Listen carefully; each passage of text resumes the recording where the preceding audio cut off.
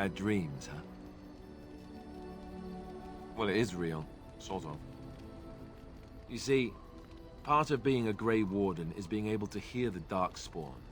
That's what your dream was, hearing them. The Archdemon, it talks to the Horde, and we feel it just as they do. That's why we know this is really a blight. I don't know if it's really a dragon, but it sure looks like one. But yes, that's the Archdemon. It takes a bit, but eventually you can block the dreams out. Some of the older Grey Wardens say they can understand the Archdemon a bit, but I sure can't. Anyhow, when I heard you thrashing around, I thought I should tell you. It was scary at first for me too. Other than dying young and the whole defeat the Blight alone thing, no. I'm all tapped out for surprises. Anyhow, you're up now, right? Let's pull up camp and get a move on.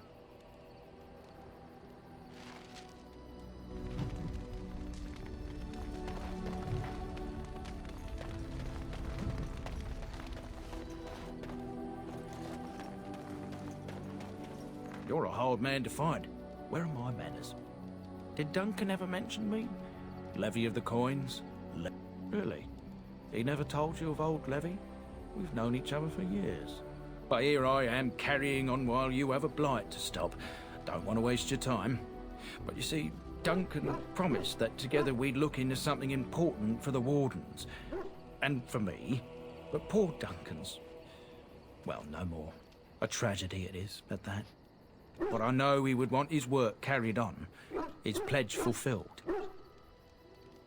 It's a bit of a tale, that is. But I'm the one who brought the Grey Wardens back to Ferelden. Well, I was one of the ones. There were a lot of us.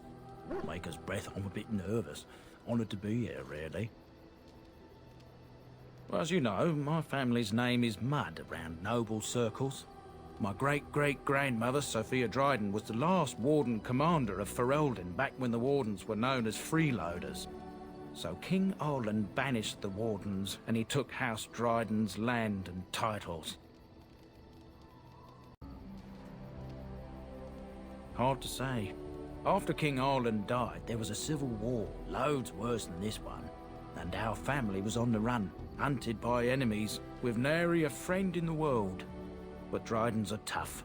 We rebuilt, became merchants, and we never lost our pride.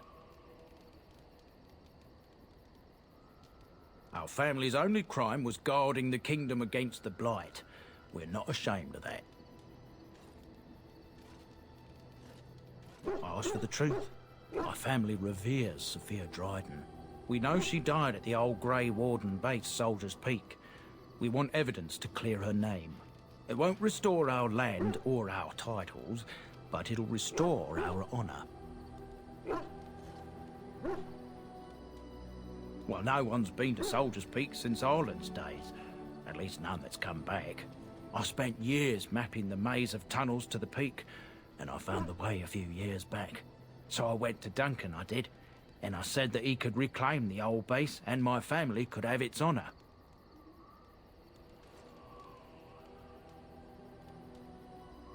Darkspawn surfaced in southern Ferelden, and Duncan got plenty busy recruiting new Wardens and meeting with good King Cailan. Duncan said he would help after the Battle of Ostagar. Said there might be useful things at the peak, but he never had the chance. I can pick my way through the tunnels at the base of Soldier's Peak, but the place, well, they say it's haunted, and it'll be dangerous for certain. Will you think on it at least?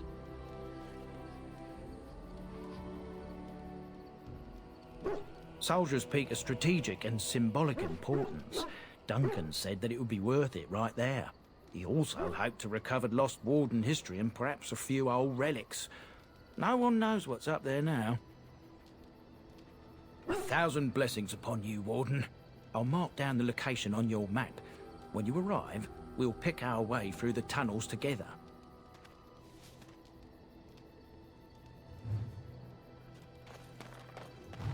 Ah, it's good to see you, my timely rescuer. Bodon Fennick, at your service once again. I saw your camp and remember the kind offer that you made the last time we met.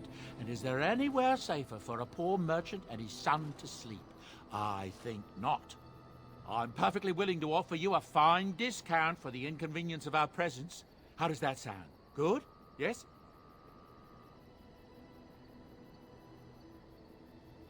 Wonderful.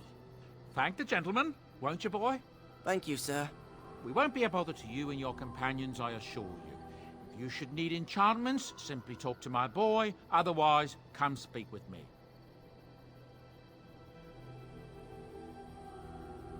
If there's anything I can do for you, please, please tell me.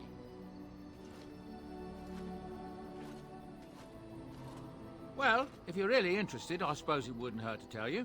I am originally from Ostagar, the famed dwarven city that lies beneath the stately Frostback Mountains. I was a merchant there, too. Merchant caste. These things are in the blood, you know. You can't just leave them behind. I ran a fairly successful business. Rare artifacts, you know. Old things, grand things. The nobles loved them. Reminded them of the lost glory days, I suppose.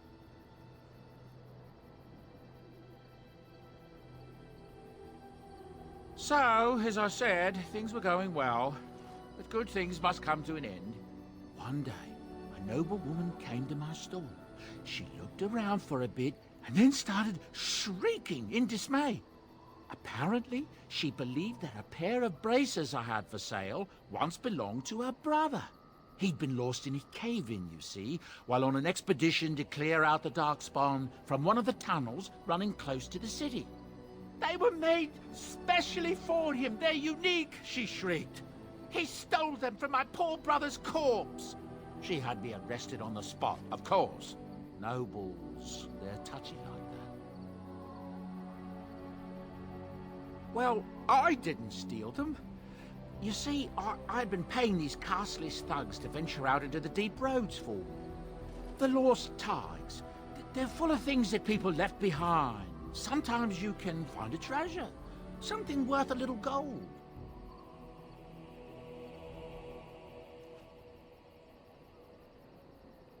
That's exactly how I see it. The noblewoman, she wasn't too happy with the theft of her brother's braces. I don't know what they planned for me, and I didn't want to find out. Bribed the guard that was watching me and took off for the surface first opportunity I got. Never looked back. You're quite welcome. Now, is there anything the boy or I can get you? Look, we don't rob people, all right? We don't take things from people that need them. The things in the lost tides, what good did they do lying there? I brought them back to Ostagar, where people could look at them and remember. It's not all that different up here. There are places long abandoned by the humans everywhere. Even more now with the Darkspawn coming. People flee from the Blight with good reason, but they forget things. Things with value and meaning. They leave them behind because they're frightened and desperate. And sometimes, my boy and I, we find our way to these places before the Horde descends, and we save these things. I take them away so the Darkspawn don't get them. Is that so bad? They destroy everything they touch. That's what I tell myself, too. Ah, these are dark times indeed. Dark times, my friend. I'm sure you'll be pleased with the goods my boy and I have collected, and with your discount.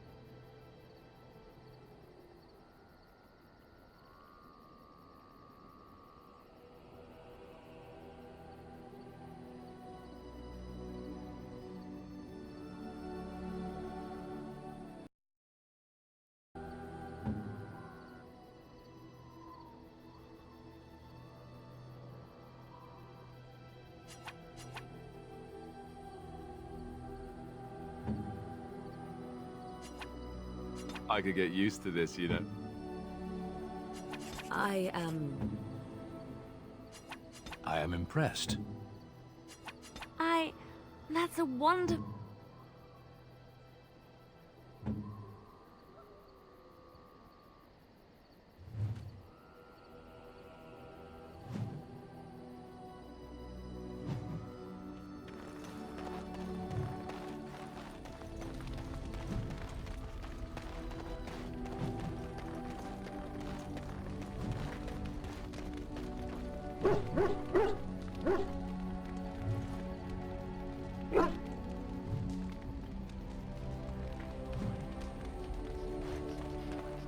Oh, why, you little...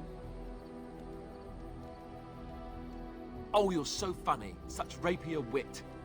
Your furry friend here took offense at me getting near his food. He snapped at me. Look.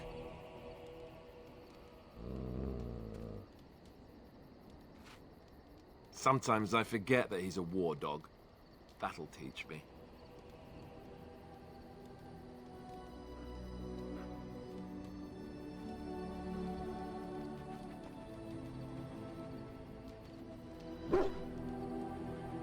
I once heard a really old legend about how the Hound warriors in the days of the old tribes would feed their Mabari the flesh of the vanquished. Well, that's what I heard anyway. It would sometimes be human flesh. Oh, like you can tell the difference. For all you know, maybe you've already been fed something. Someone.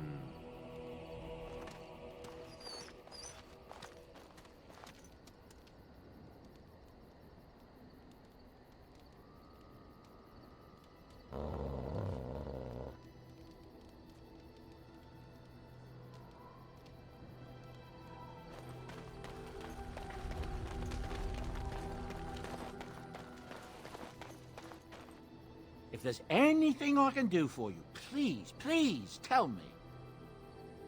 I'm sure you'll be pleased with the goods my boy and I have collected, and with your discount.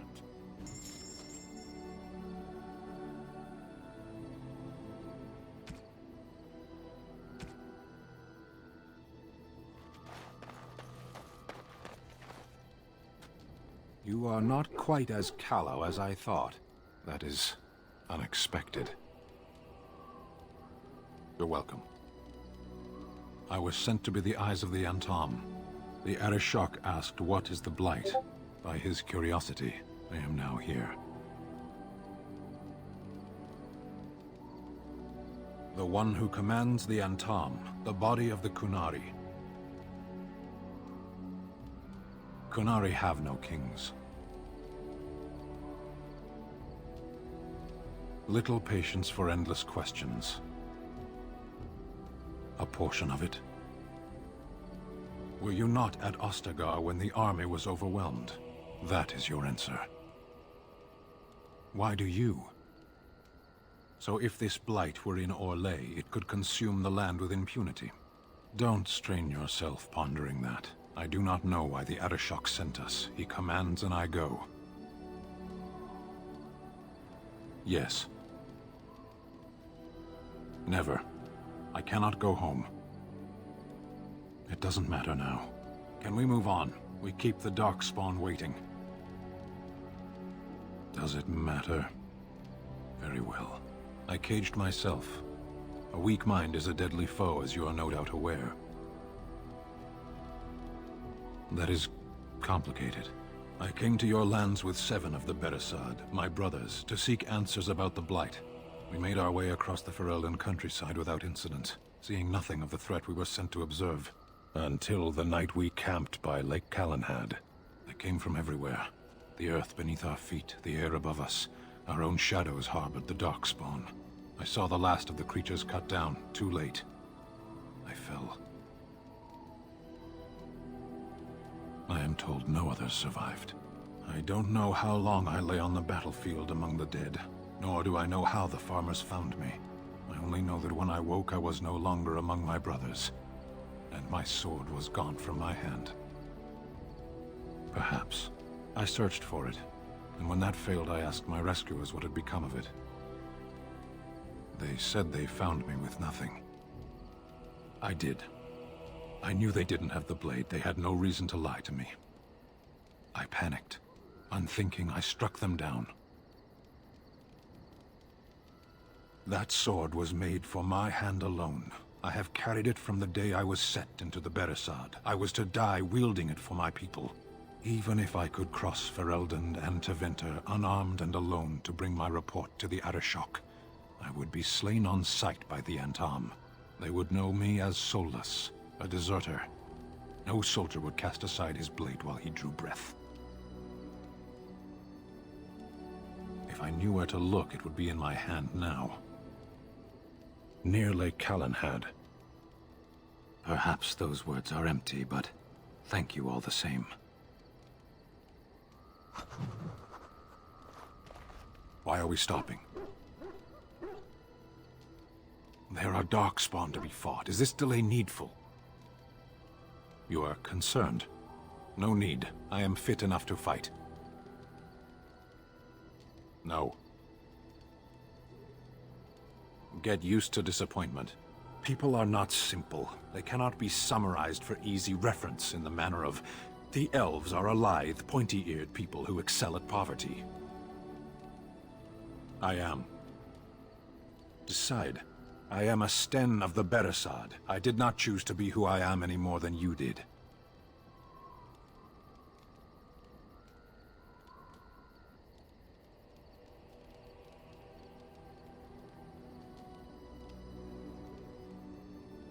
The Antam are the eyes, hands, and mouth of the Kunari. We are how my people know the world.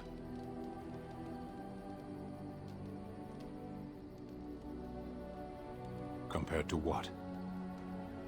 What does anyone truly know of the world? The world changes. We change. The Antam observe what we can, just as you do. There is no point to this. We are keeping the Darkspawn waiting. As you wish. You called. I caged myself. A weak mind is a deadly foe, as you are no doubt aware. That is complicated.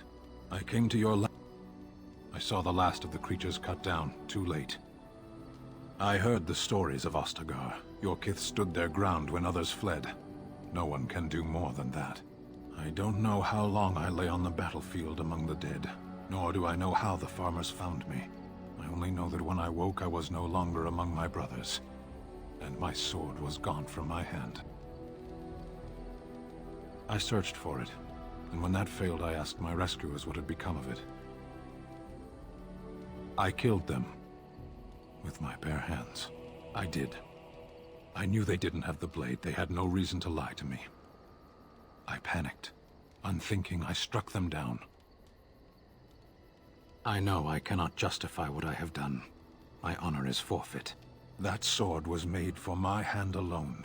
I have carried it from the day I was set into the Beresad. I was to die wielding it for my people. Even if I could cross Ferelden and Tevinter unarmed and alone to bring my report to the Arishok, I would be slain on sight by the Antam. They would know me as soulless, a deserter. No soldier would cast aside his blade while he drew breath.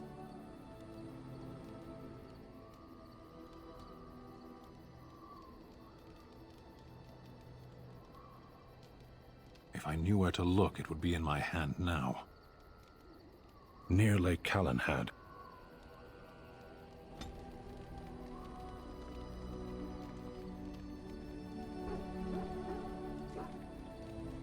You called.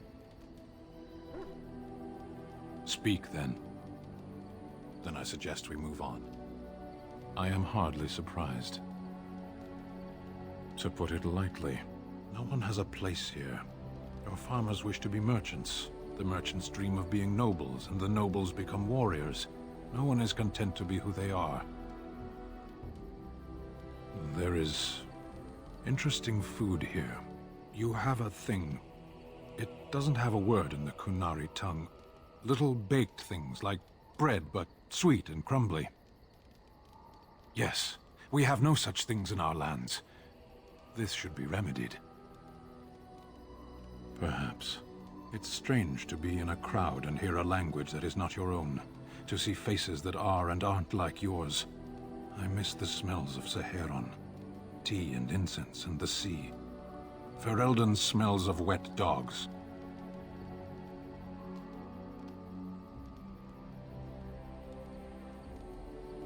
What does that accomplish? The farmer who buys a shop is never a merchant. He is always a farmer turned merchant. He carries his old life with him as a turtle carries its shell. Happiness is fragile. Nothing can be built upon it that will last. Only duty endures.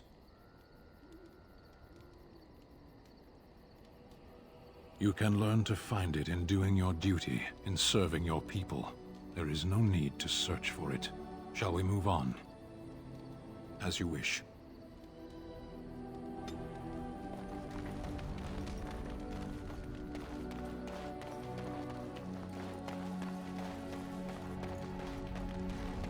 I await your command.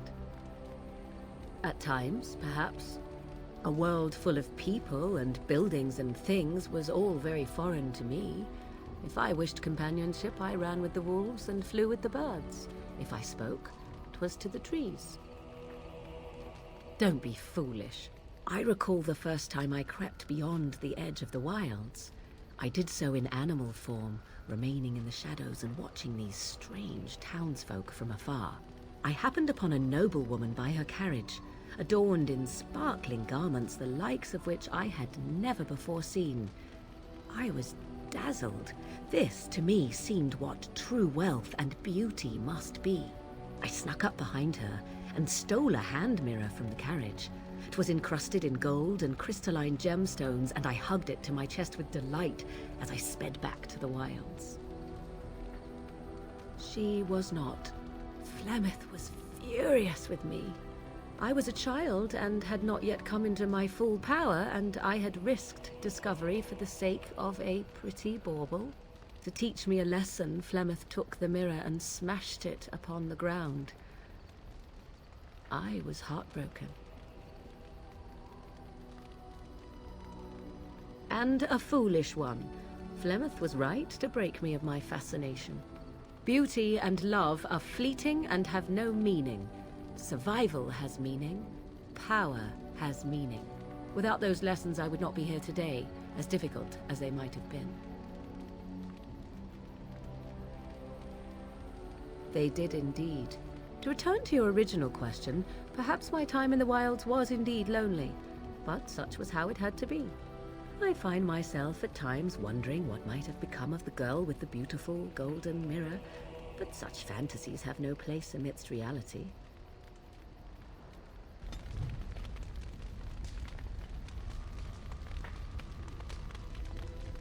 I await your command.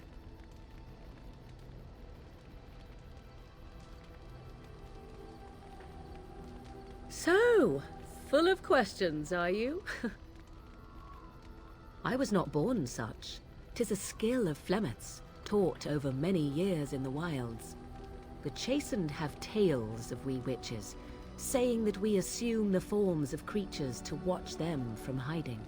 When a child is alone and separate from his tribe, that is when we strike, dragging the young boy kicking and screaming to our lair to be devoured.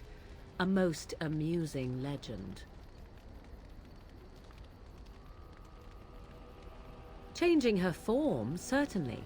Devouring lost children, I cannot say. She has not done it in my experience, though in truth my lifespan is but a fraction of her own. Why do you ask? Is there something specific you wish to know? The form of an animal is different from my own. One may study the creature, learn to move as it does, think as it does. In time, this allows one to become as it is. I gain nothing by studying another human. I already am the same as they are. I learn nothing. So the answer is no, my human form is the only one I possess. Anyone with sufficient will, but the act of transformation is a magical one. 'Tis a spell and thus requires a mage's talents. If you had a notion to learn such a skill for yourself, sadly, you must remain disappointed.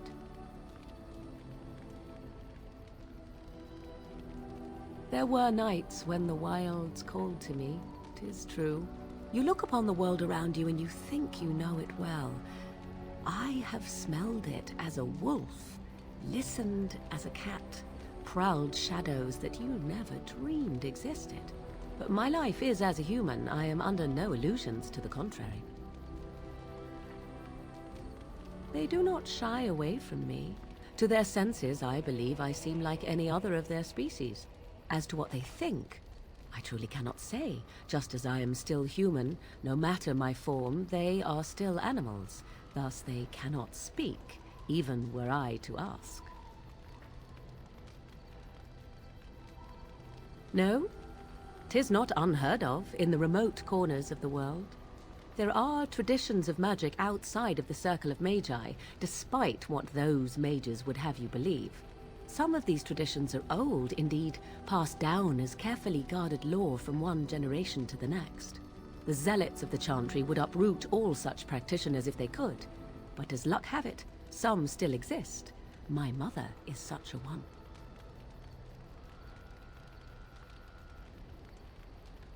I am surprised you think so. Still, 'tis a pleasant thing to hear.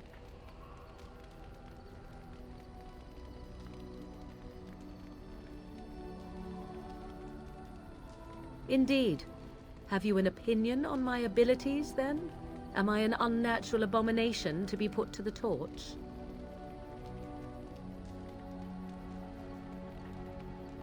Oh, you're simply full of surprises, little man, aren't you?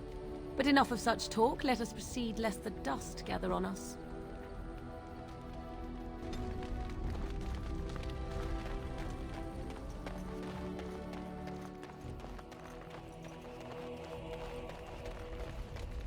Something I can help with? What is meant by someone like me?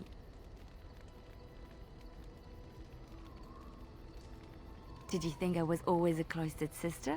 The Chantry provides succor and safe harbor to all who seek it. I chose to stay and become affirmed.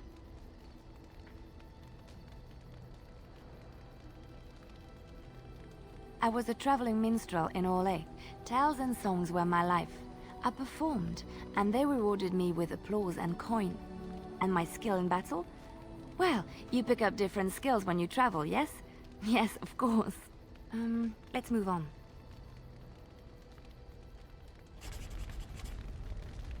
Something I can help with? Yes? What's on your mind?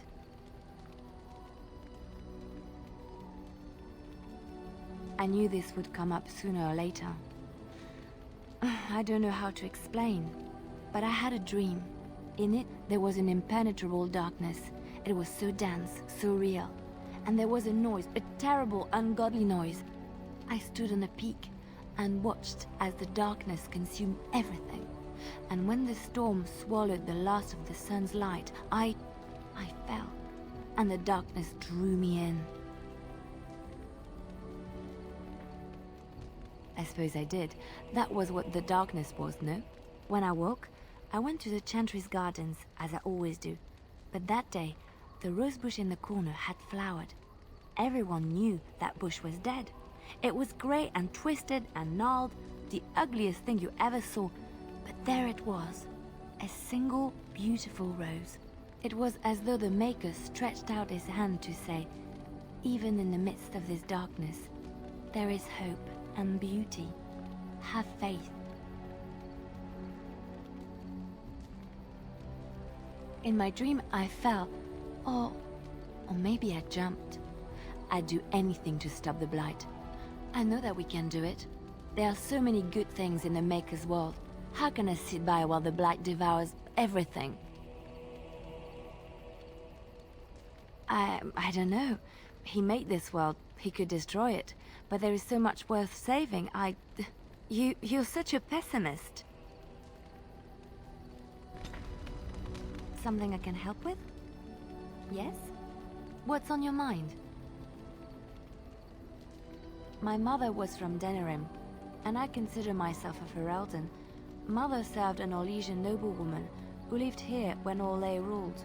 When Orlais was defeated, and the common folk began to resent the presence of any Orlesian, the lady returned to Orlais. She took my mother with her. I was born in Orlais, and did not set foot in Ferelden till much later. Mother was always telling me stories of her homeland. I think she missed it. Mother died when I was very young. Lady Cecily let me stay with her. I had no one else. She was quite old then, and she had me study music and dance to entertain her. It is unfair that I have more memories of Cecily than my mother.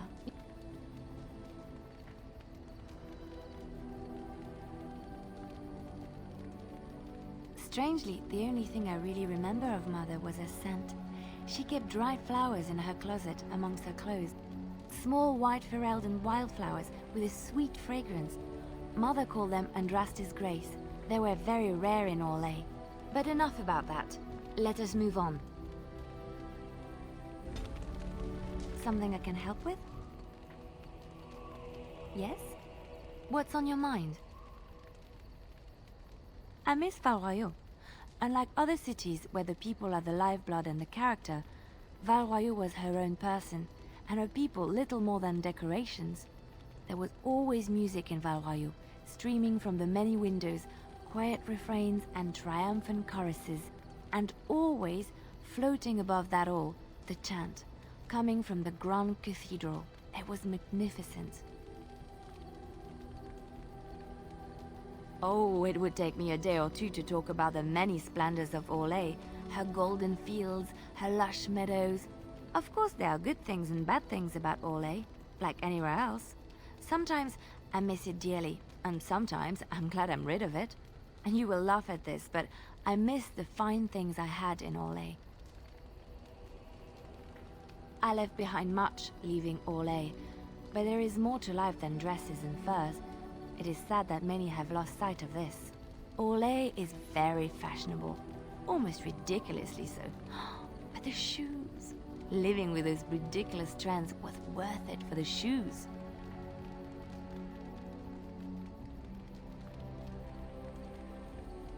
Well, they're shoes. They're pretty.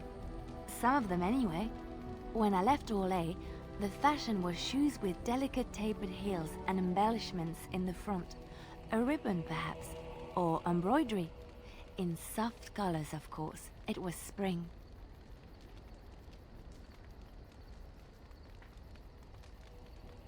I wouldn't want to run in it, or have to enter battle, but for lounging in a lady's sitting room? Perfect. The shoes made in Orlais were exquisite.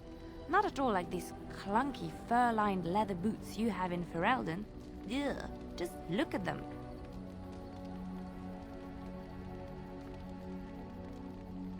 They're sturdy shoes, but sometimes a girl just wants to have pretty feet. Oh, I could talk about shoes all day, but we have things to do, don't we? Something I can help with?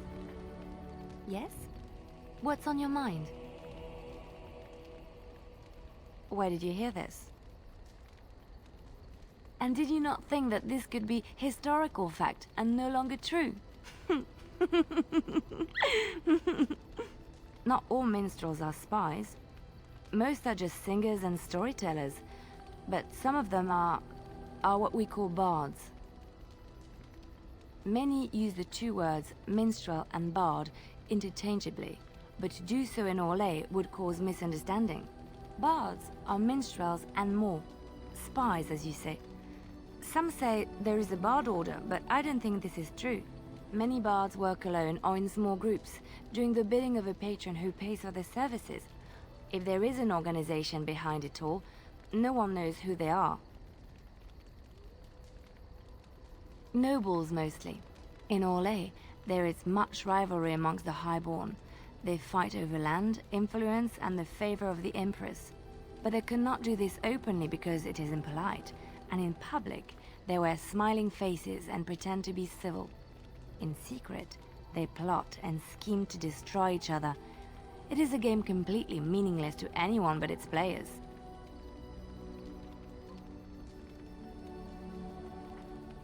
I have revealed too much, it seems. But it doesn't matter what I used to be. It is the past.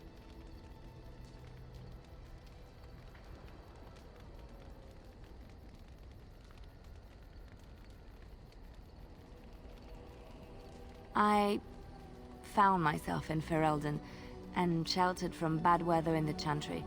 And when the storm passed, I just did not want to leave. I like to say the Maker brought me here.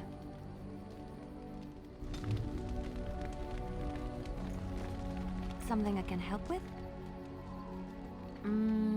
There's an idea. I've watched you, and I do think you'd find some of my skills quite easy to pick up. Let's just go over there, away from the others. For safety, yes?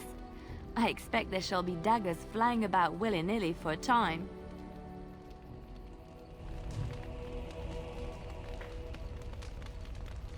Something I can help with? Yes? What's on your mind? Of course I do. I love stories far too much to keep them to myself. Everyone should be able to benefit from them, I think. Chantry law says it is man's pride that created the Darkspawn. In ages past, the mages of the Tevinder Imperium ruled much of the world we know. In their pride, they thought their magics invincible and imagined that they were greater than the Maker himself. So thinking, they invaded his golden city, planning to take it for themselves and depose their own creator. But they were impure and full of sin. And it is with the sin that they tainted the golden city, corrupting it forever. The Maker cursed them and cast them from his sight. Wherever they went, they spread the taint of their sin. Any land that was touched by the taint became blighted and would suffer no life. Instead, the Darkspawn arose to torment us and remind us of our hubris. Of course, Orlesians enjoy telling stories. I shall tell you my favorite tale of Aveline, the Knight of Olay.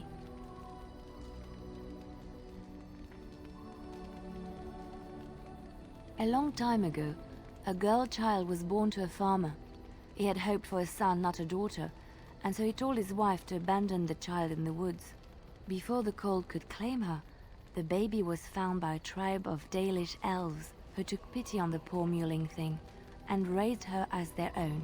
Aveline, for that is what they called her, grew strong and quick and clever under the guidance of the elves.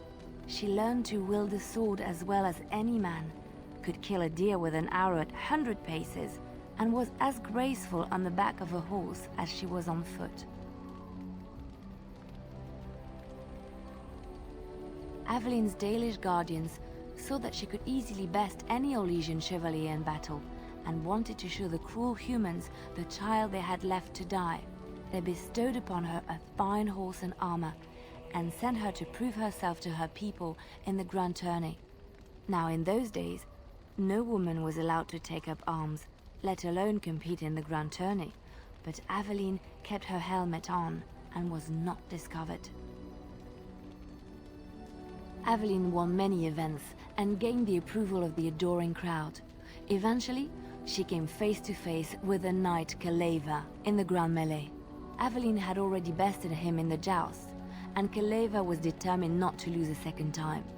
Out of desperation to regain his honor, Kaleva tripped Aveline and tossed her to the ground, ripping off her helmet as he did so. Silence fell upon the arena as Aveline was revealed. Kaleva declared the previous competitions invalid. A woman had taken part, and this was not allowed. But the crowd cheered for Aveline. Kaleva was furious, for he had lost to a woman and was now being shamed. Blinded by his rage, he forced Aveline to her knees. "Know your place, woman," cried he, and slit her throat. The son of the king, Prince Freyan, was present. He recognized Aveline's skill and bravery and began to see the injustice done to the women in his land. When he was made king, he rewrote the laws of Olay so that women could also become chevalier. He honored Aveline and knighted her after her death. And to this day, any female who is knighted reveres Aveline the Brave, for she is the patron of all women chevalier.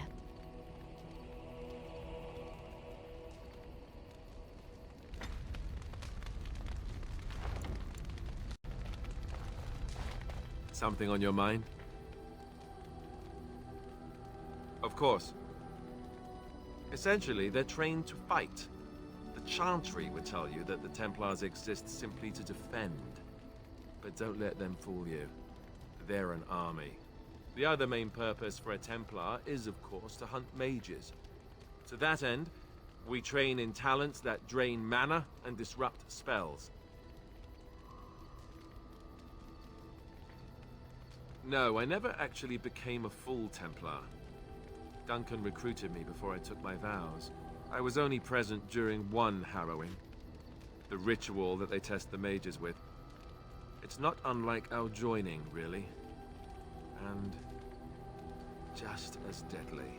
The girl they tested, she had a demon put inside her to see if she could resist. And she couldn't. We had to end it quickly.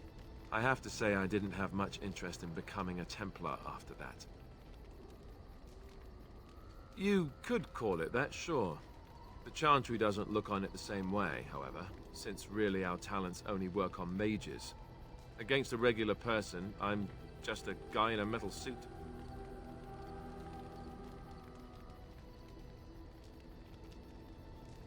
Perhaps, but there usually isn't much of an opportunity. The Chantry keeps a close rein on its Templars. We are given lyrium to help develop our magical talents, you see. Which means we become addicted. And since the Chantry controls the lyrium trade with the dwarves, well, I'm sure you can put two and two together.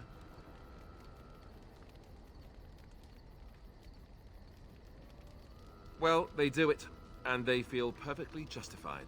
You don't need lyrium in order to learn the Templar talents. Lyrium just makes Templars' talents more effective, or so I was told. Maybe it doesn't even do that. The Chantry usually doesn't let their Templars get away either, so they can spread their secrets. I'm a bit of an exception. Lucky me. Something on your mind? Of course. Others, yes, but not yourself. I need someone who's trained first as a warrior.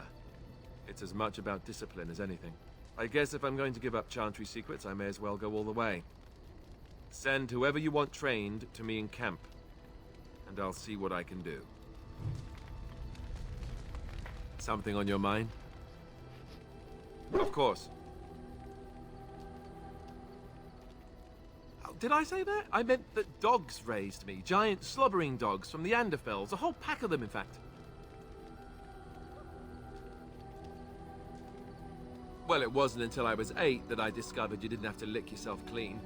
Old habits die hard, you know.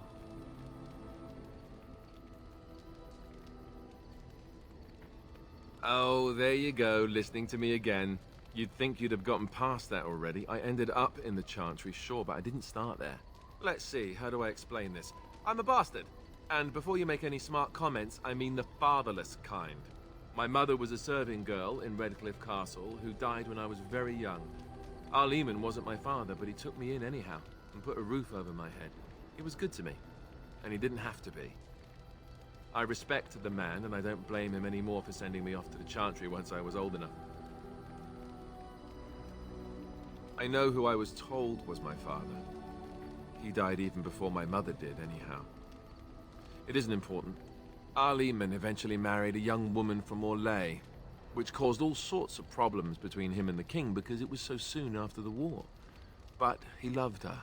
Anyhow, the new Arlessa resented the rumors which pegged me as his bastard. They weren't true, but of course they existed. The Arl didn't care, but she did. So off I was packed to the nearest monastery at age 10. Just as well. The Arlessa made sure the castle wasn't a home to me by that point. She despised me. Maybe. She felt threatened by my presence, I can see that now. I can't say I blame her. She wondered if the rumors were true herself, I bet. I remember I had an amulet with Andraste's holy symbol on it. The only thing I had of my mother's. I was so furious at being sent away, I tore it off and threw it at the wall and it shattered. Stupid, stupid thing to do. The Arl came by the monastery a few times to see how I was, but I was stubborn. I hated it there, and blamed him for everything. And eventually, he just stopped coming. Yes, I'm quite sure. At any rate, I don't look anything like him, you'll see for yourself. Not that it stopped the rumors any. All I know is that the Arl is a good man, and well loved by the people. He also was King Kaelin's uncle, so he has a personal motivation to see Loghain pay for what he did. Anyway, that's really all there is to the story. Something on your mind? Of course. Never what? Had a good pair of shoes? Oh, so that's what we're talking about. Well, if you really want to know, you tell me first.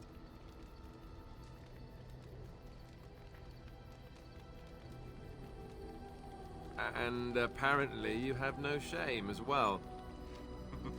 Well, all right, I'll play along. I myself never had the pleasure. Not that I haven't thought about it, of course. But, you know.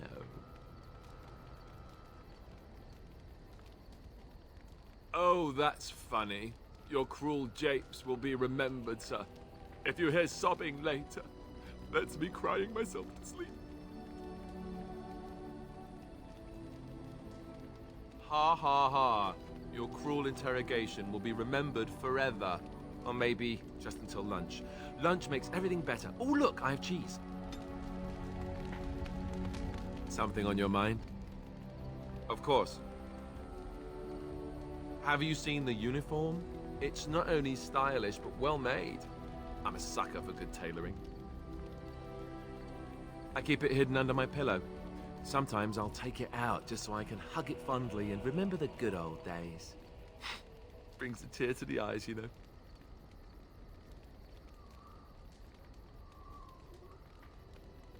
Oh, sure. They said that all the self-flagellation would be unpleasant, but you know what they say, one man's pain. You don't really want to know about my being a Templar, do you? It's really quite boring.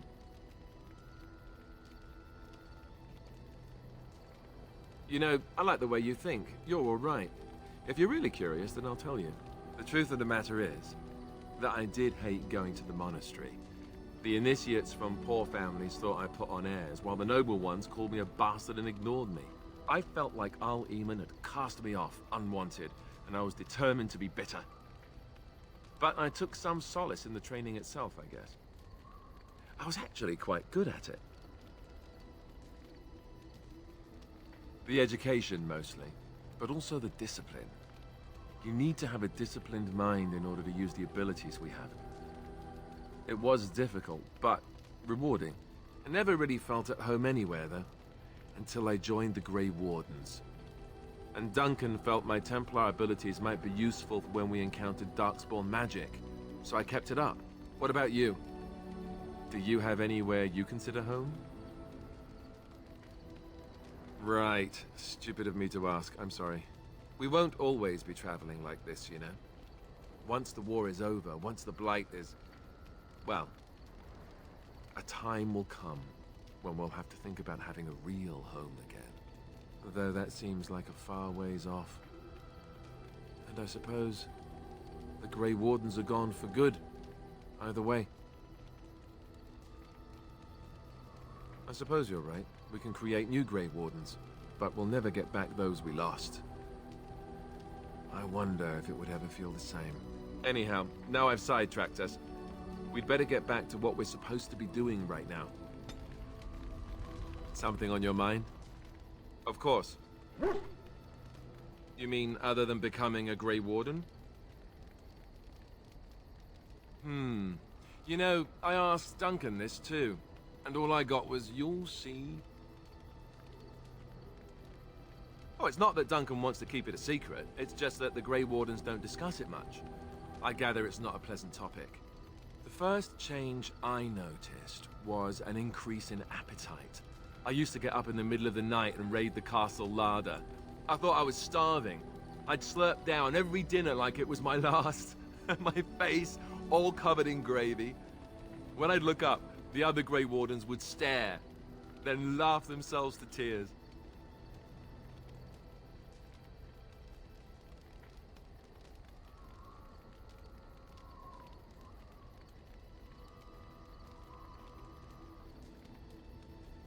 More like an initiation. They all went through it too. Oh, and then there were the nightmares. Duncan said it was part of how we sense the Darkspawn. We tap into their, well, I don't know what you'd call it, their group mind. And when we sleep, it's even worse. You learn to block it out after a while, but at first it's hard. It's supposed to be worse for those who join during a blight.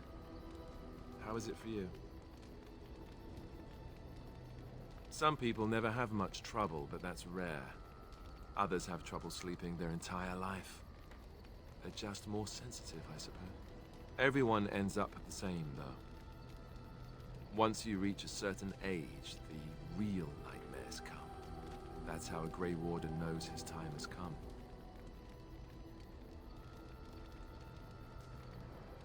Oh, that's right. We never had time to tell you that part, did we? Well, in addition to all the other wonderful things about being a Grey Warden, you don't need to worry about dying from old age. You've got 30 years to live, give or take. The Taint, it's a death sentence. Ultimately, your body won't be able to take it. When the time comes, most Grey Wardens go to Ostagar and die in battle rather than waiting. It's tradition. And you wondered why we kept the joining a secret from the new recruits. Well, there you have it.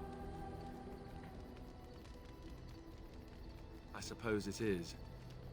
We're the only ones who can stop the Blight, however. Is there a price too high to pay for that? You know, Duncan, he started having the nightmares again. He told me that in private. He said it wouldn't be long before he'd go to Ostagar himself. I guess he got what he wanted. I just wish it had been something worthy of him.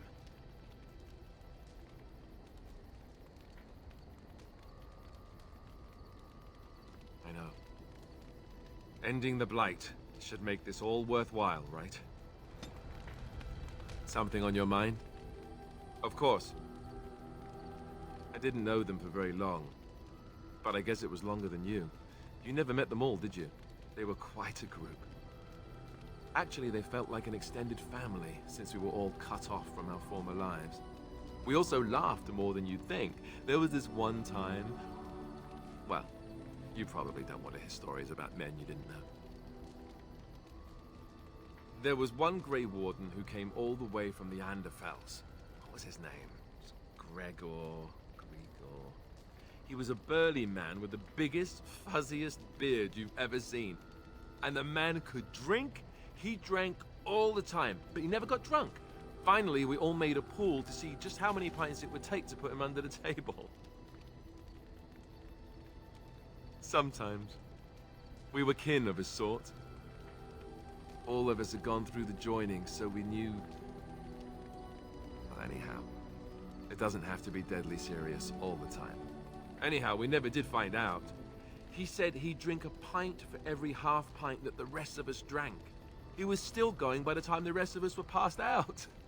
I'm told that Duncan walked in later on and saw us all passed out from one end of the hall to the other, and Gregor still drinking. Duncan laughed until he nearly... Until...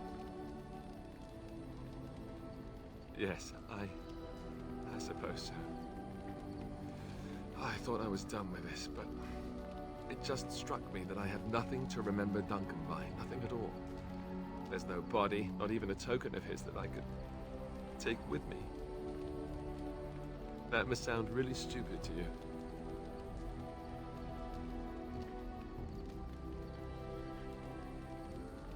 I just would have liked something of his to take with me, that's all.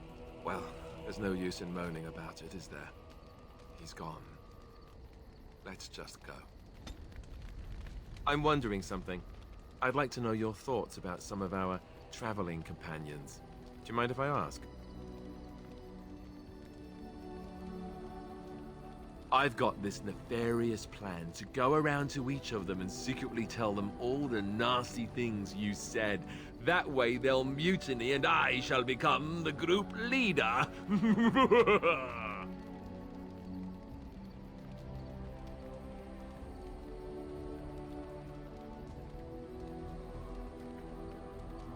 Ouch, now I'm wounded. Look at me, bleeding all over the place. You're just not very nice, are you? Seriously though, I'm only curious. I've had enough time to form my own opinions, and I just want to see if yours are any different. What about Sten? The way he looks at me with those eyes. Creepy. And he's so quiet for someone so big. Yet he doesn't seem quite so bad as the Chantry tells us.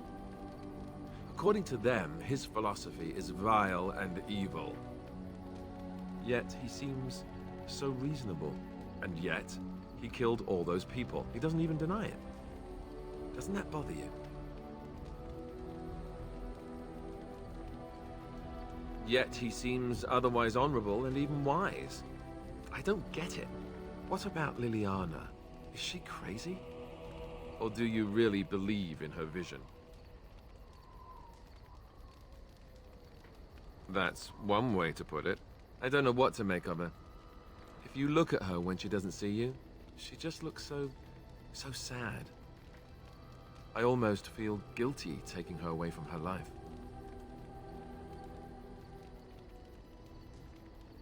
True enough. Who'd have thought a sister would prove to be an adept thief and spy, eh? Morrigan, do you trust her? Think about it. Maybe Flemeth sent her with us for some other reason than she said. Well, aside from the fact that she's a complete and utter bitch, no, I don't like her at all. Why, do you? Great. I am thrilled beyond words. Now, really. Enough. I think my curiosity is sated. Let's get back to it, shall we? Something on your mind? Of course. Same way you did. You drink some blood, you choke on it, and pass out. You haven't forgotten already, have you? I do my best. What can I say? Let's see, I was in the Chantry before. I trained for many years to become a Templar, in fact. That's where I learned most of my skills. You're telling me I was banished to the kitchens to scour the pots more times than I can count. And that's a lot. I can count pretty high. The Grand Cleric didn't want to let me go. Duncan was forced to conscript me, actually, and was she ever furious when he did. I thought she was going to have us both arrested. I was lucky.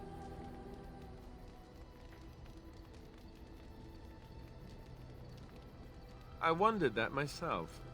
It's not as if she valued me highly.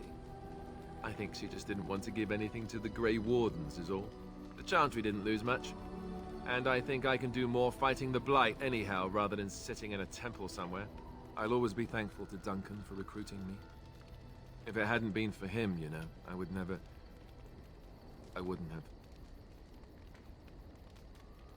No, it's... I'm sorry. I shouldn't be. It's fine. He died a hero. They all did. Come on, let's go. I think I'm done talking. Something on your mind? Of course. Such as they are. That's a good question. There's plenty in Orlais, but who knows where they might be found. And the nearest Orlesian city is weeks away. If we go north and cross the sea, there's bound to be some in the Free Marches. Again, however, I just don't know where. I don't know anything about Grey Wardens in other lands. Here in Ferelden, there's our compound in Denerim at the palace, but that's it. Loghain will have control over that and be watching it, no doubt. Beyond that, the only place I know of is Weishaupt Fortress. That's the headquarters of all Grey Wardens in the Anderfelds, 1,000 miles from here. But I've no idea how to even contact them. So unless we try to get back to the compound in Denerim, I suppose the answer is no. There's nowhere for us to go.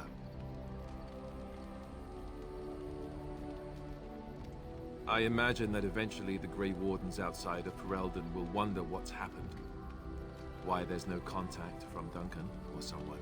They'll send someone eventually.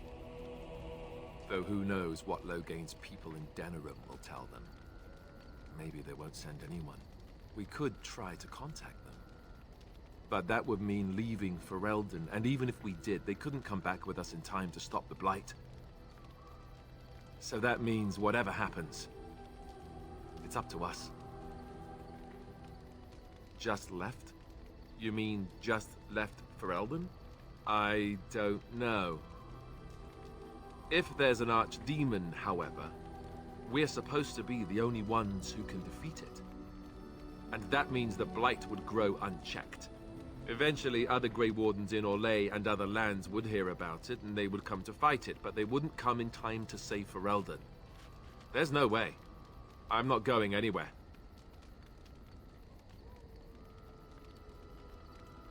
I mean, eventually we would have to use the joining to make more Grey Wardens, right?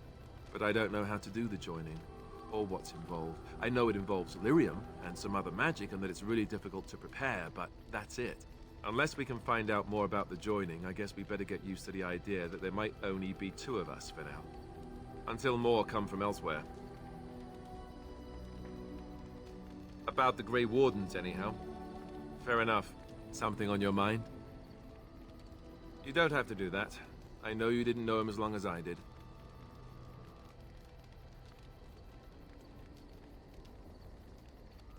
I should have handled it better.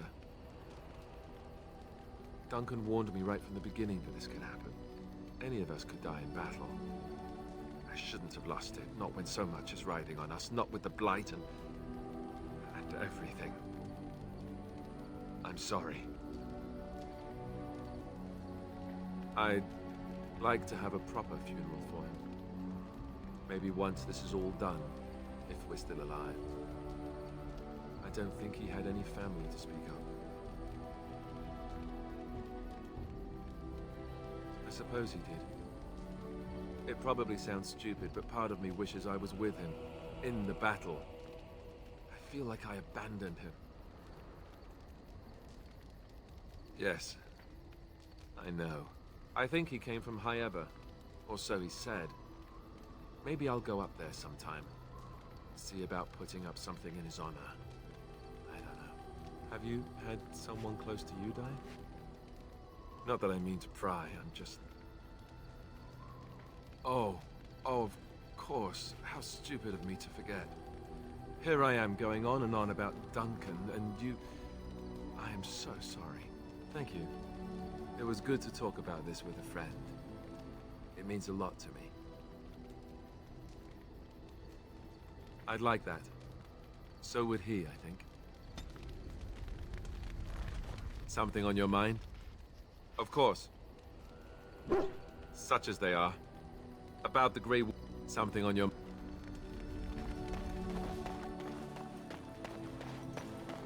Hello.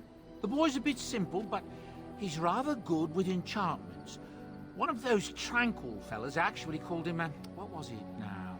A savant. I had no idea such a thing existed.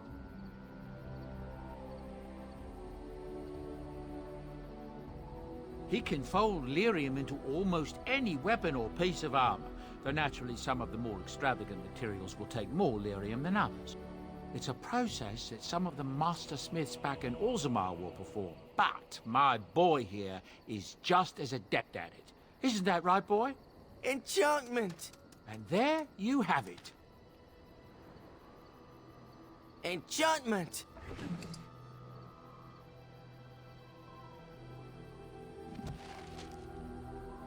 Enchantment? Oh, certainly, I can do that for you. Just come with me.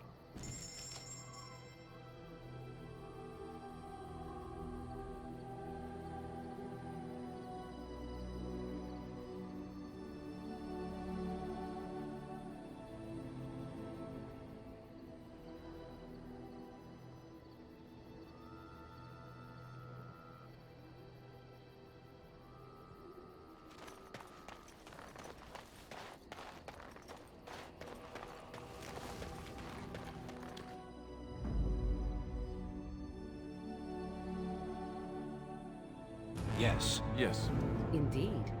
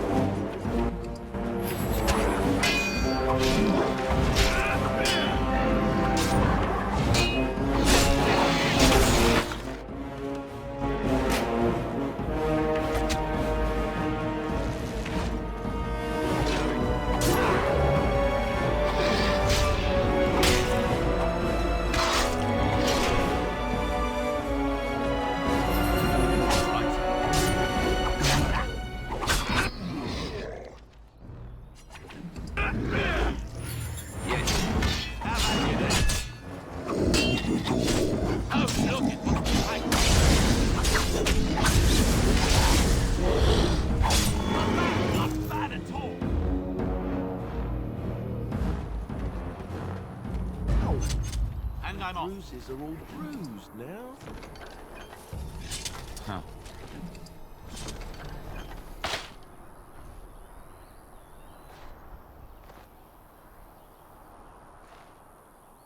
And I'm off.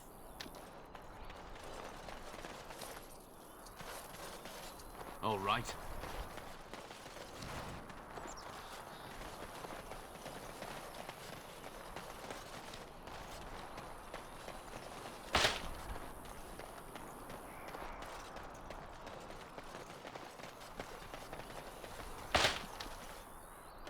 Going. Huh.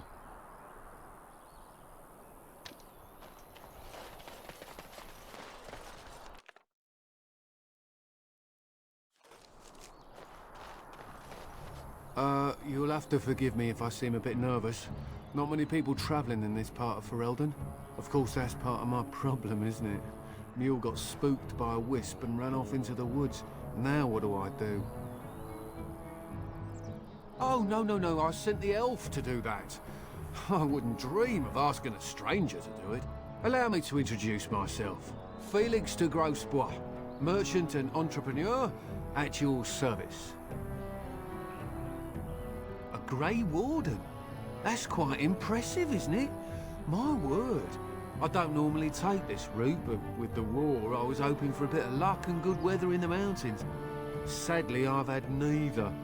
Ugh, this trip has been one miserable disaster after another. I don't suppose you consider helping a fellow out? Of all the other things that went wrong, the worst is this artifact I brought in Jada. It's a control rod, I'm told, for a golem. No point in me keeping it, however, as I'll never get to use it. But, maybe you could?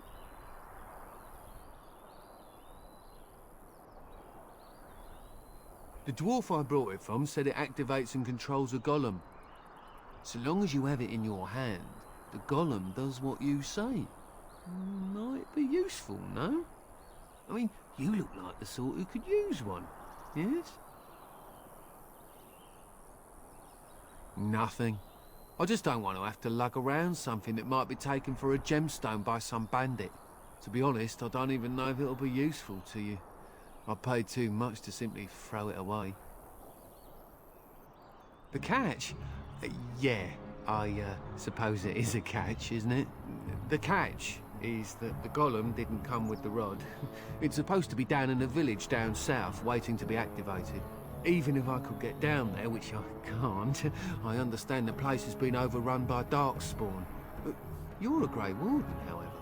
Darkspawn aren't an issue for you, are they?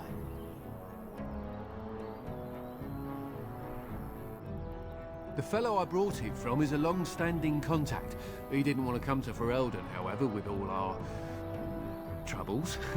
He said he got it from the man who owned this golem. But to be honest, I have no idea if it will work. Hence the low price. What do you say? Just as well. As I mentioned before, you'll find the golem down south, in a town called Honleith. I'll mark it here on your map. Just hold up the rod and say Dulaf Gar. That will wake the golem up, so I'm told. I hope it works. Best of luck to you then. Now, I guess it's up to me to find that mule myself.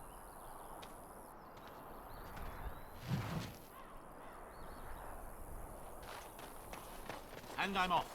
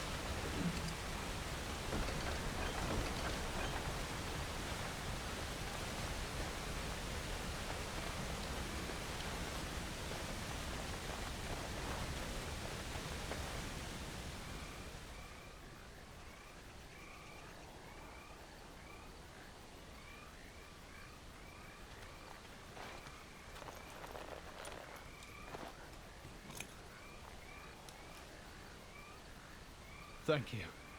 I didn't expect the band's men to notice my escape so quickly.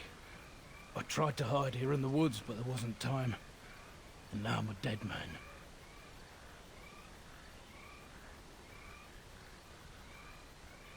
You were there in Ostagar. You know how things went.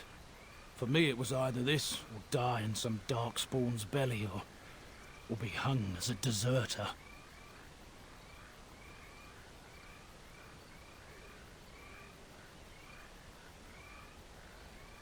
You were there with the Grey Wardens, one of Duncan's new recruits. I was to guard the king. He was my friend, understand? Maker. All that time in Ban Loren's prison. And I couldn't stop thinking about all they suffered that one dark night at Ostagar.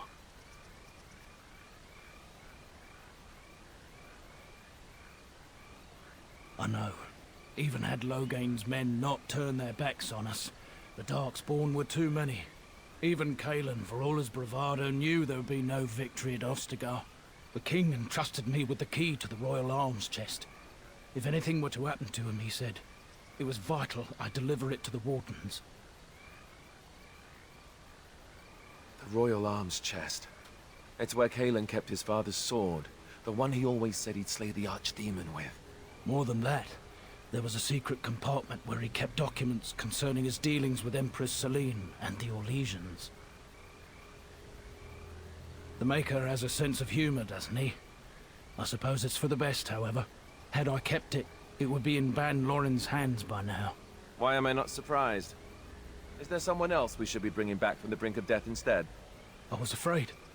I thought I would lose it on the battlefield, so I stashed it in the camp. Please. It's probably still there. I hope not. Would they know how to work the lock, even if they did? The key's behind a loose stone at the base of a statue. I'll draw a map for you, so you'll know where to search. You'll be taking me along, won't you? Call me sentimental, but I left behind some dark spawn that really deserve a sword through the middle. It is vital that the king's documents do not fall into the wrong hands. As for Marik's sword, it is too powerful to be pawed at by those monsters.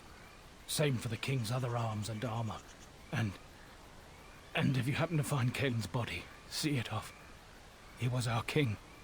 He shouldn't be left to rot amidst the Darkspawn's filth.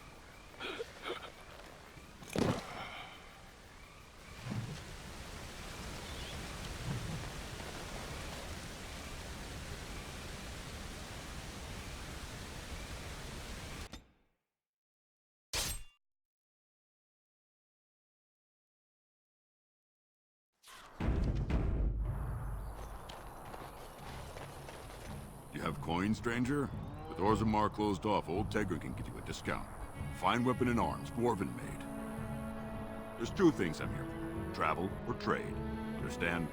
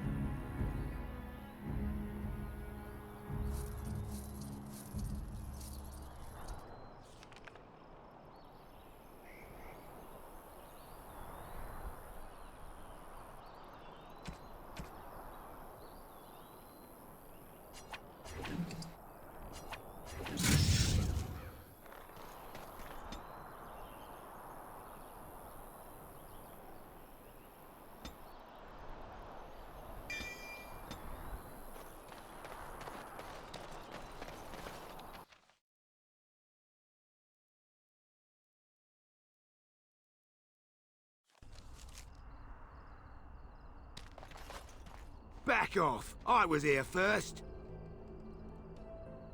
Why, you looking to buy one? Oh, is he? Well, that's... see, I'd like to sell you one, but I don't, have any myself. I got part of a glove the wolves didn't chew too badly, though. I think it was a glove, anyway. I know, don't say it. I got cheated. I knew the guy who was here before me. He sold me this spot. Said he found giants and all kind of crazy valuables. He didn't mention that he'd taken everything but the bones and the dirt already. His name's Ferrin. Squirrely little bastard, if you ask me. Which you didn't, but I said it anyway. No, that's some freeholder or other. He just sold me the looting rights. I'm not building a house here or nothing. He was going to Ostagar, he said. I imagine he's gotten there by now. If you find him, tell him I sent you. It'll scare the piss out of him. Ha!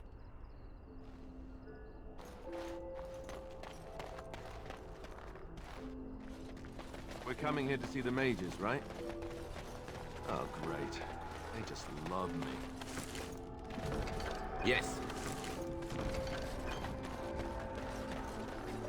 Why, bless myself. What's a distinguished personage like yourself doing here? Don't hold your breath. No one's been allowed to cross the lake for days. I'm the ferryman. Leastwise, I used to be. Poor old Kester. Out of a job. Gregor just came down and said, "Don't you worry, Kester. We got it all under control, we do." Didn't say nothing else. And then he puts Carol in charge of my boat. Lissy. Named for my grandmum, she was. He's Knight Commander of the Templars up in the tower. Good man. You could try swimming, but I don't recommend it. Nasty things in that lake. I reckon it's all them potions they dump in there. Gregor's told me to stay here till it blows over, but I'm telling you, some storms don't blow over easy.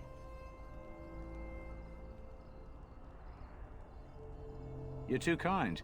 Your type don't usually give my type the time of day. You're the Grey Warden, aren't you? Exactly who I was hoping to meet. I represent a collective of mages interested in going about their lives without the constant scrutiny of the Chantry.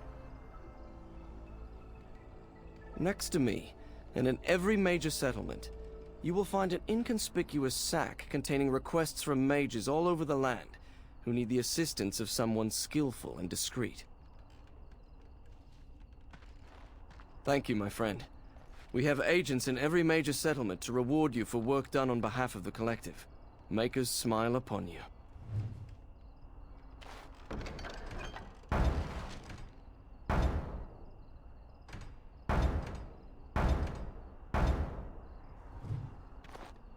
Good to see you again.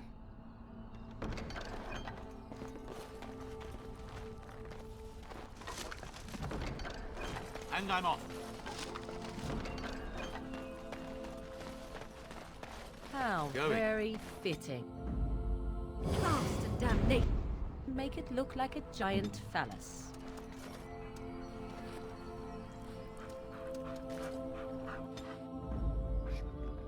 Indeed.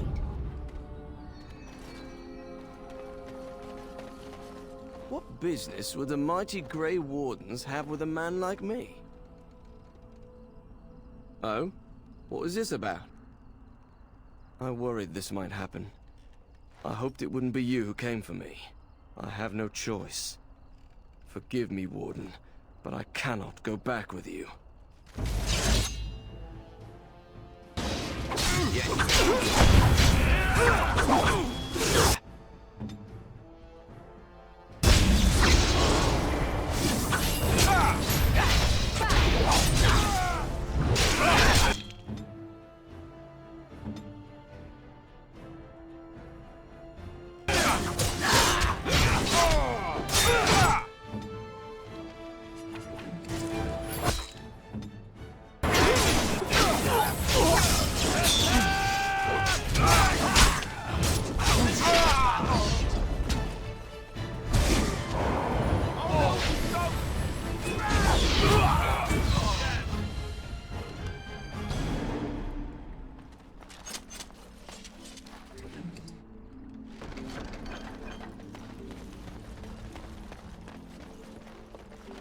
Good to see you again.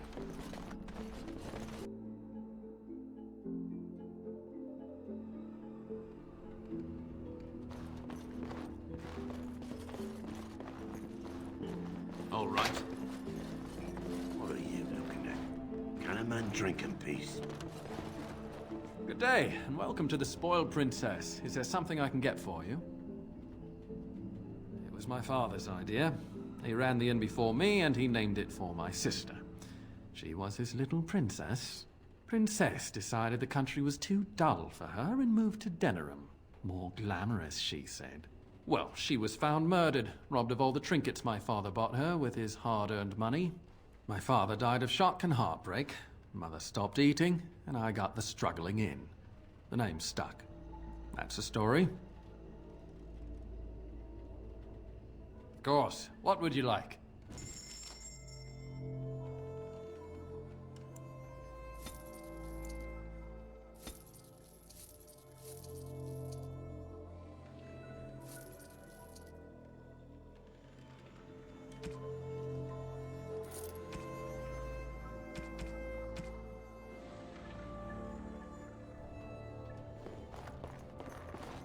Good day.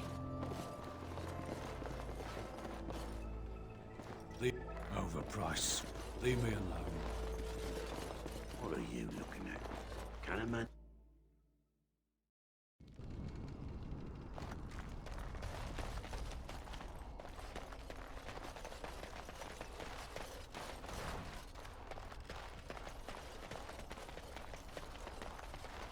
Yes.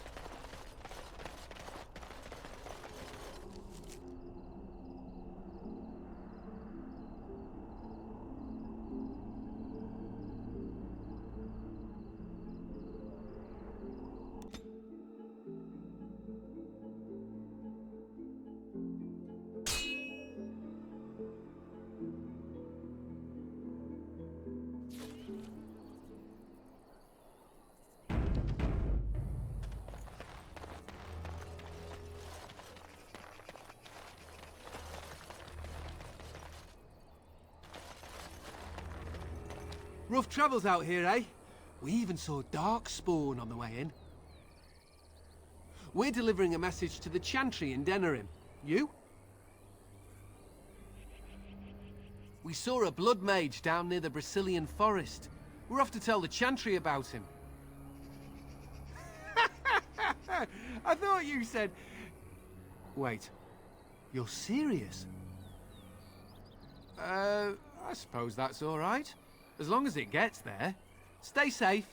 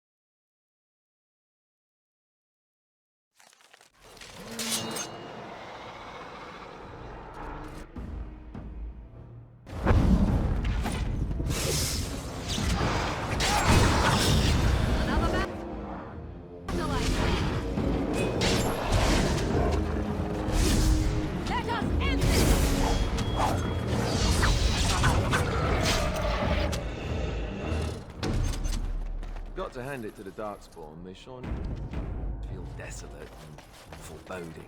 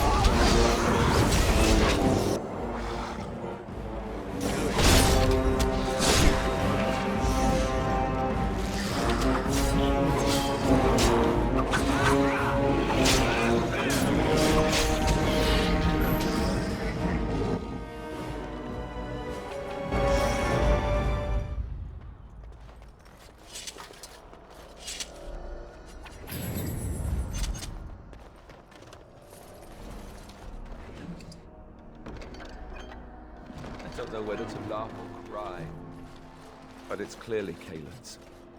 There can be no doubt.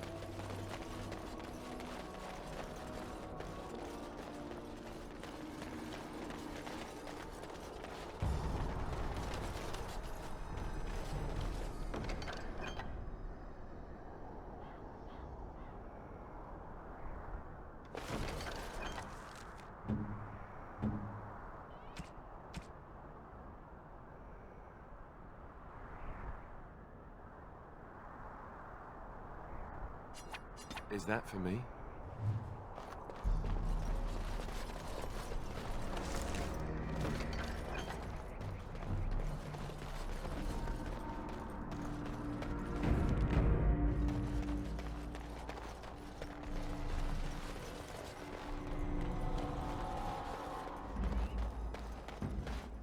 Huh.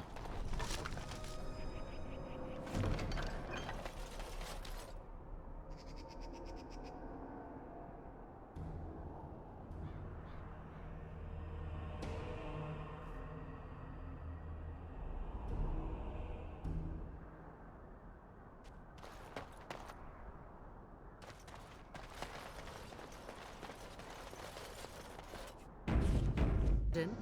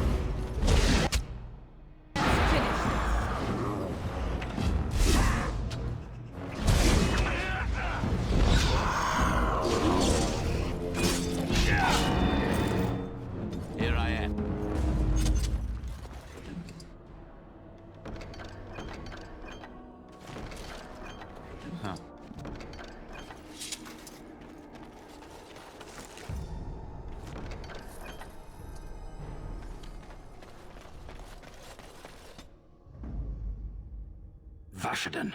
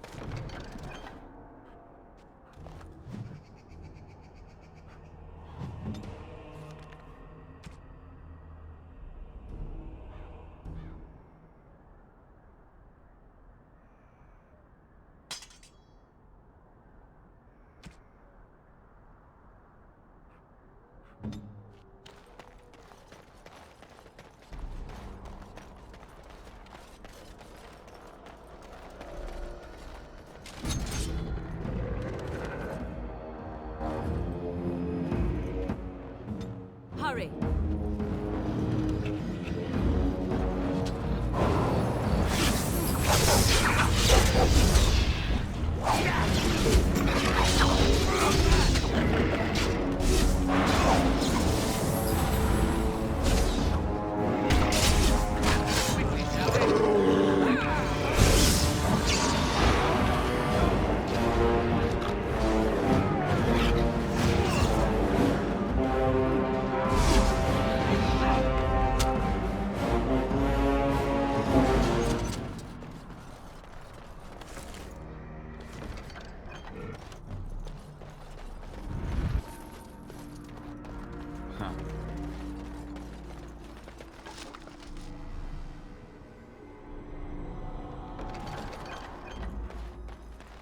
Yes.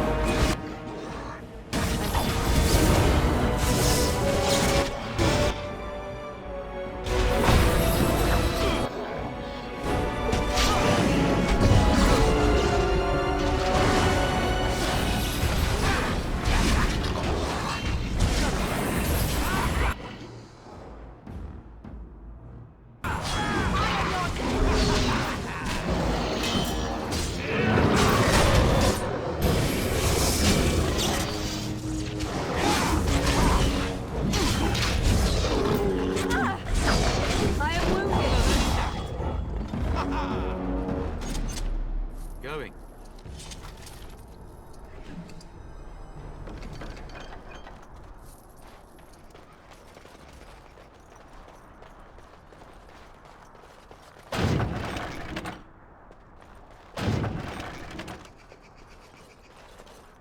Huh.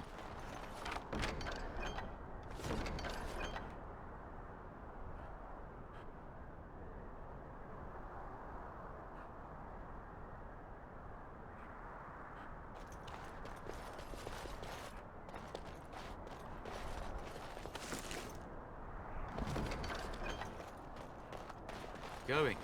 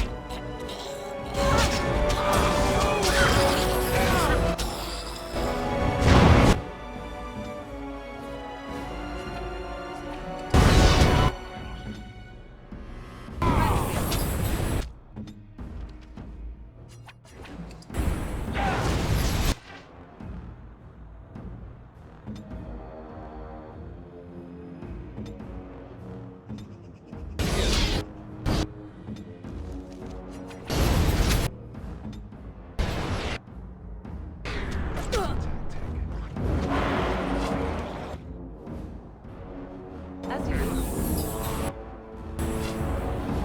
Very well.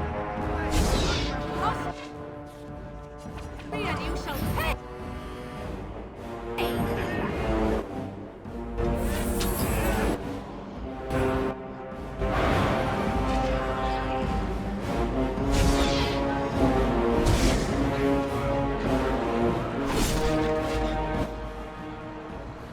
So be it.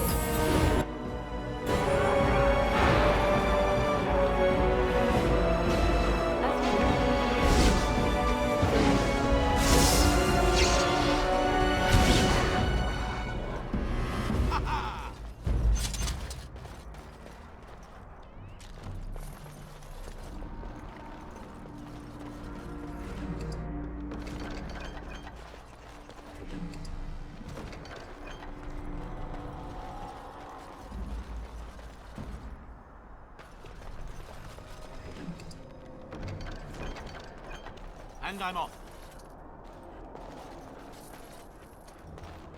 Forgive us, my king. Once we flushed the darkspawn from their holes and bought ourselves some time, we'll be back to see you to the Maker.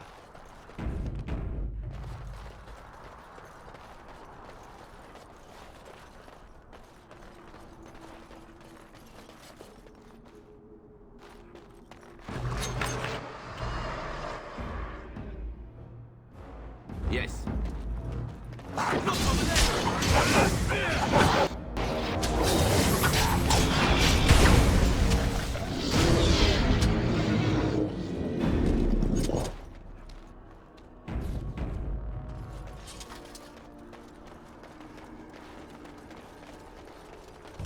Wait! We should search the bodies. I saw something back there that might have been Kaelin's.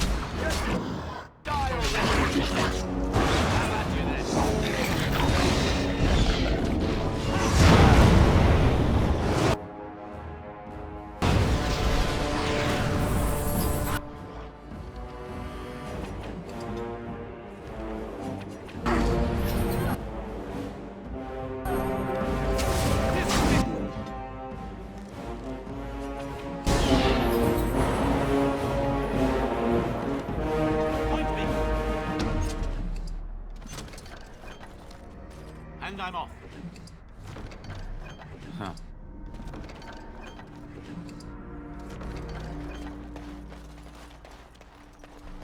And I'm off.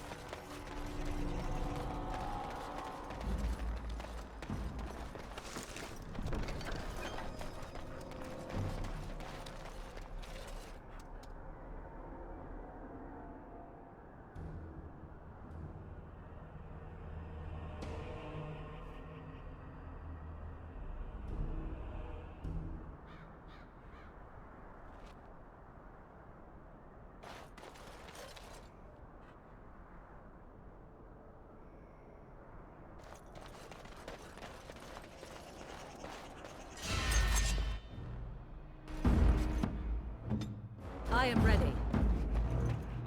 So be it.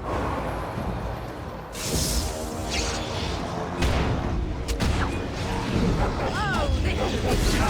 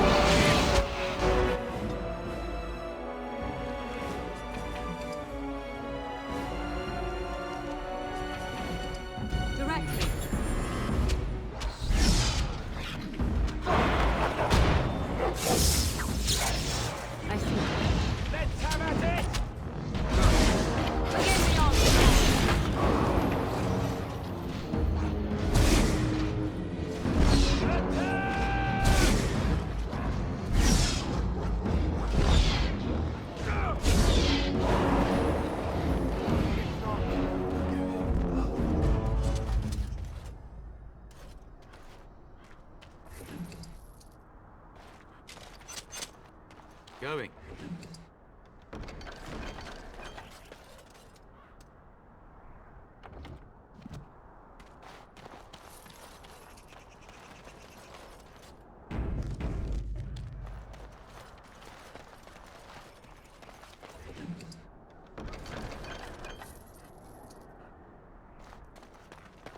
All right.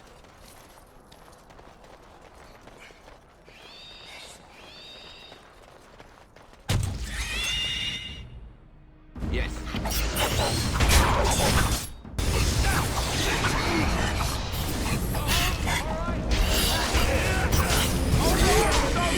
Glorious again.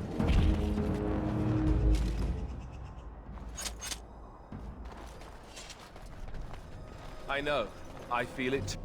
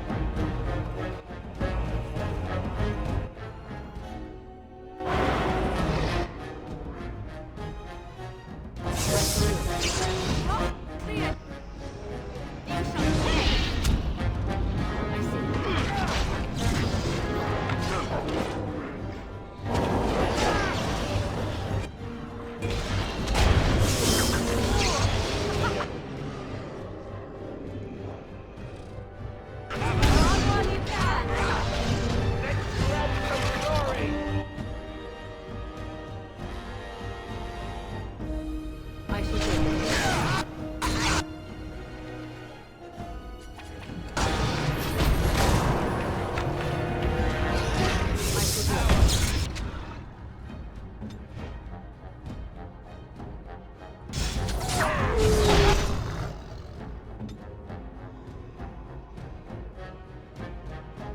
That's finished.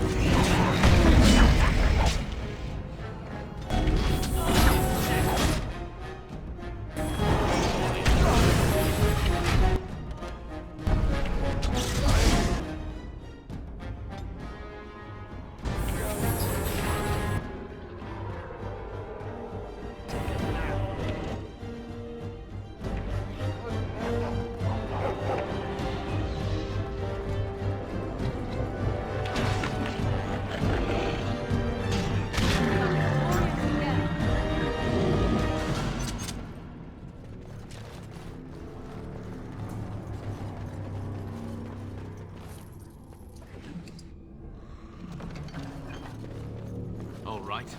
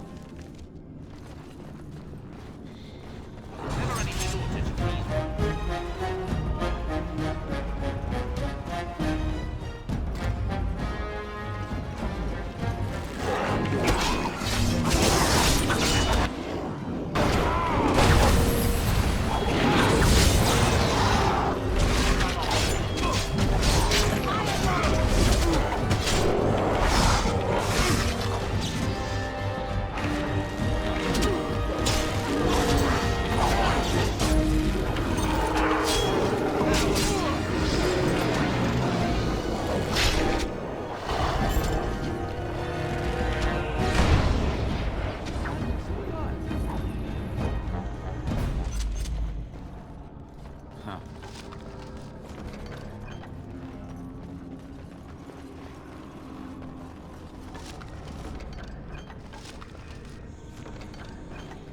Yes.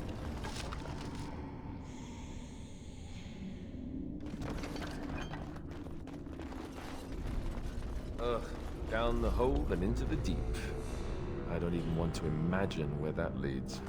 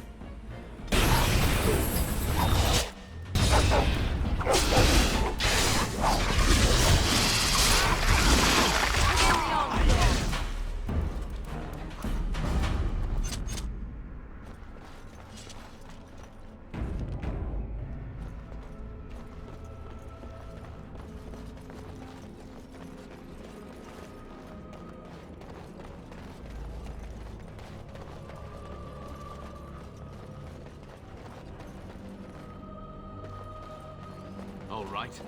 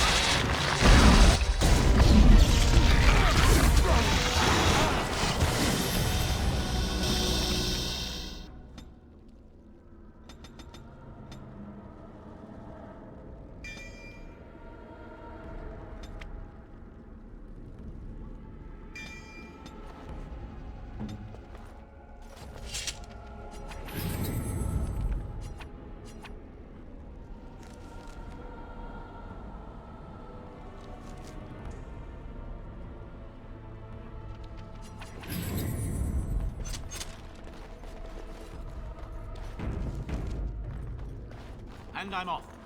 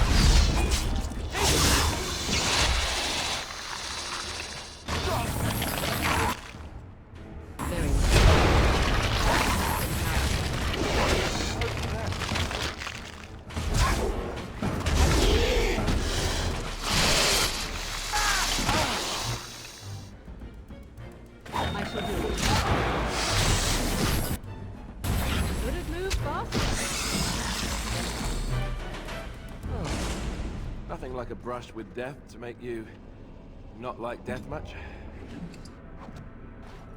Something on your mind?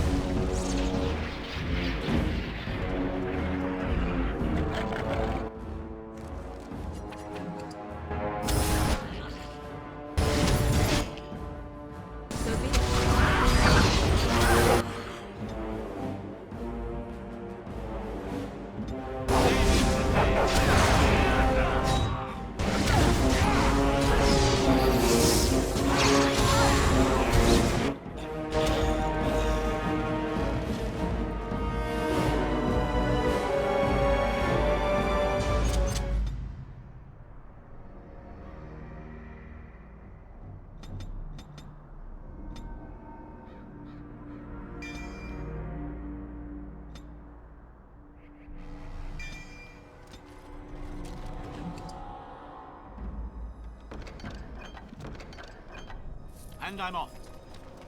All right.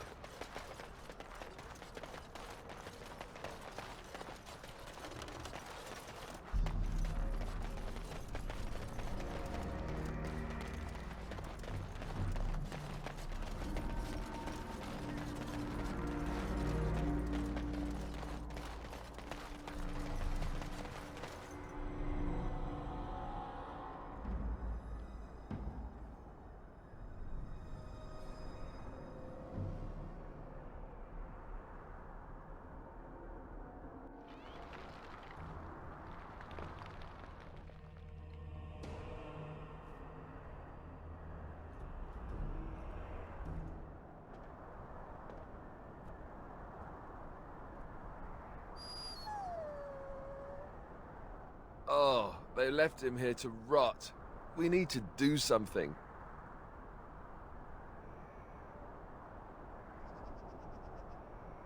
He was a good man who hoped too much and died too young. He deserves what little honor we can afford to grant him.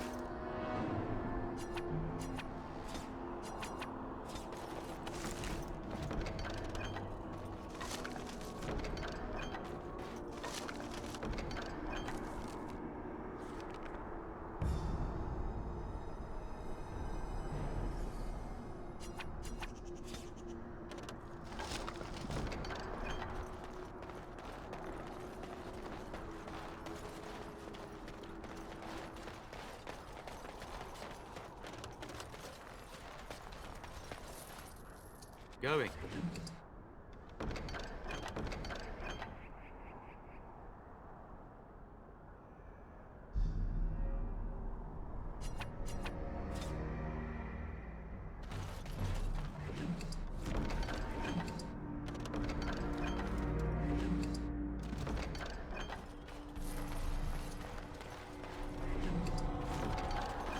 And I'm off.